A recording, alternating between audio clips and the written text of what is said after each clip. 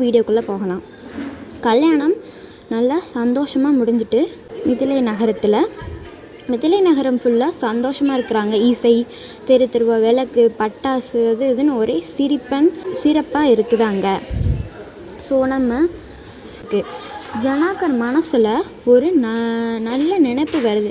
அந்த நினைப்பு என்னது அப்படின்னா, ராமர் மட்டும் இல்லை, அவரது சகோதரர்களும் தர்மத்தின் வழி தான் நடக்கிறாங்க, நல்ல மகன்கள் அப்படின்னு ஜனாகர் யோசிக்கிறாரு. சீதைக்கு ராமர் மாதிரி அவளோட சகோதரர்களுக்கும் நல்ல வரன் வேணும் அப்படின்னு ஜனாகர் யோசிக்கிறாரு. இது யோசிச்சுட்டு இருக்கும்போதே இந்த நேரத்தில் தான் நம்ம விஸ்வாமித்திர முனிவர் இருக்கார்ல, அவர் ஜனாகர் கிட்ட சொல்கிறாரு, ராமருக்கு 3 சகோதரர்கள் இருக்கிறாங்க. லக்ஷ்மணன், பரதன், சத்ருகன் அப்படின்னு 3 சகோதரர்கள் இருக்கிறாங்க. அவர்களும் தர்மத்தின் வழி தான் நடந்து கொண்டு இருக்கிறாங்க, அப்படி தான் வளர்ந்தும் இருக்கிறாங்க. ஜனாகர் சந்தோஷப்படுகிறார். உடனே